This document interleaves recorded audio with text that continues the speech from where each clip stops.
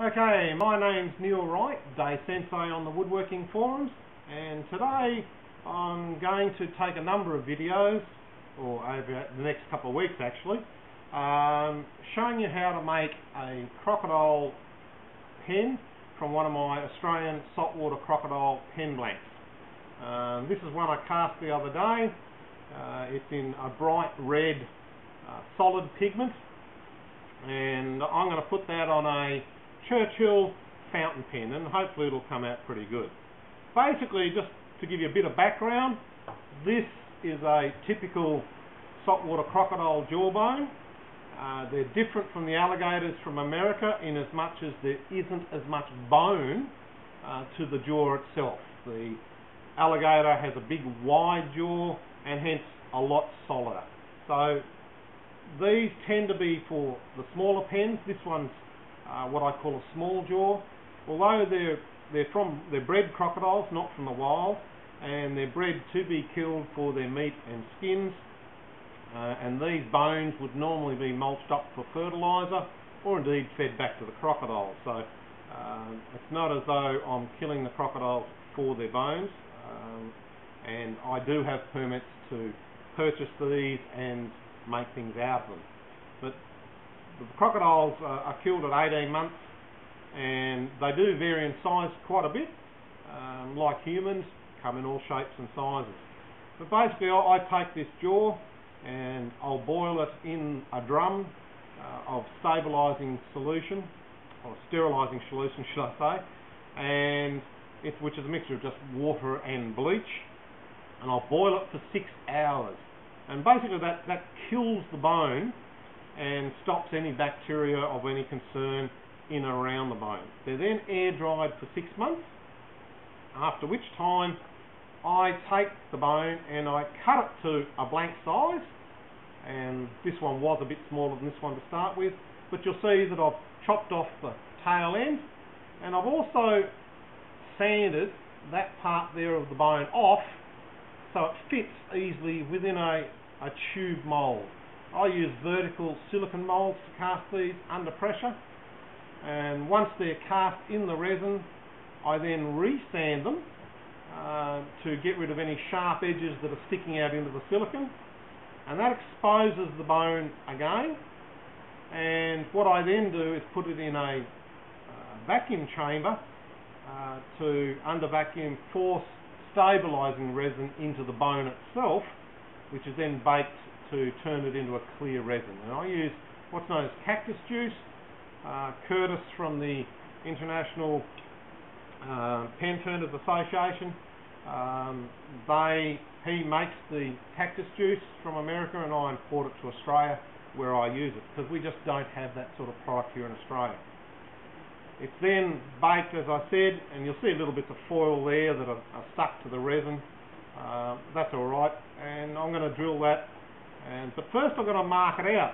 Now, you'll notice on the bone blank that there is a sharp pointy end and a flat end. And when you're trimming the blanks to size, it doesn't matter if you lose a little bit of this end, because usually the diameter of the drill drills out that nose anyway. So you're left with a lot of resin. Like I said, the saltwater crocodile does not have as much bone as the alligator. So we do have to be careful of what size bones we use for what pens. This is a wider one made with a actual larger jawbone. The majority of my blanks, which are 19mm, this is actually a 24mm blank.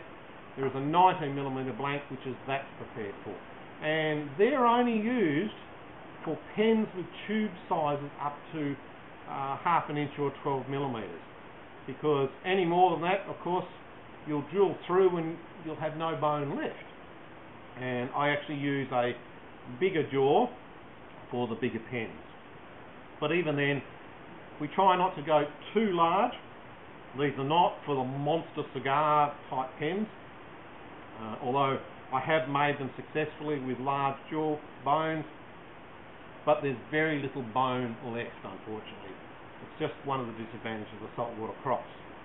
But anyway, so we take our blank Here is a couple of tubes that I've already coated with nail polish, red.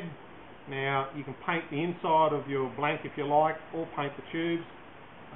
Either works. In fact, this is a solid pigment, so probably don't need to, but there may be some clear areas in the bone where it was hollow that has now been filled with clear resin that may show through the tube. So I always paint the tubes or paint the inside of the blank, or both, whatever fits. But I'll go through the process of drilling in another video.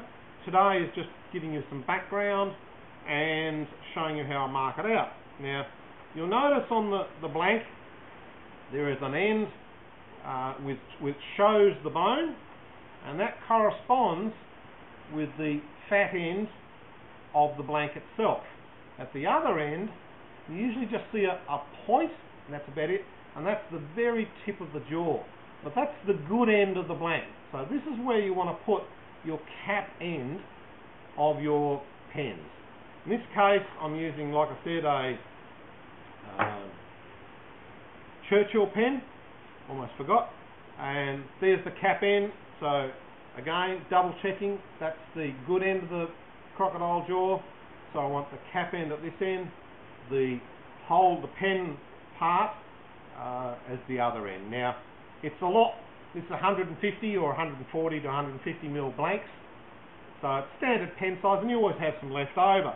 But on a jaw like this, because it's cast with polyester resin, they do tend to fracture very easily when you're drilling. So very sharp drills, done very slowly, and with these I actually drill them underwater, or as in water lubricated, because you don't want these to get hot.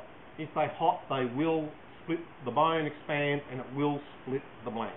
So what I tend to do is mark them out so there's at least a 10 mil excess on the end of the tube. So here I am here, and you can see I've set it in by 10 millimeters. And what I'm going to do is I'm going to mark the blank just there with a little bit more. So that's where I want to cut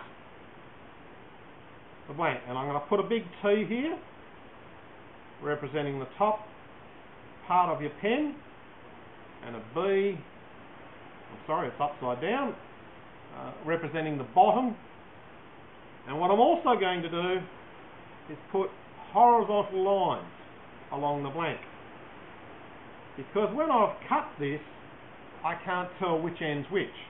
Now, fair enough, you can look at the blank and you'll be able to see it, but this is a sure way of making sure you're in the right spot.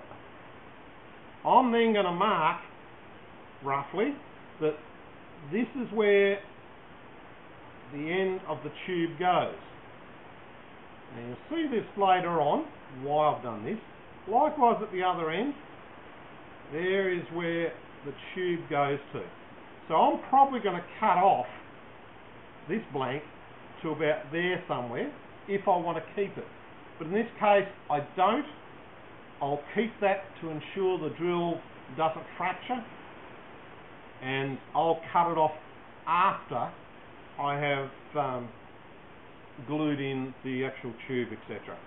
So we'll go through that in my next video. I'll go and cut that on the bandsaw, and on our next video it'll show you how I actually drill the blanks. See you on the next one.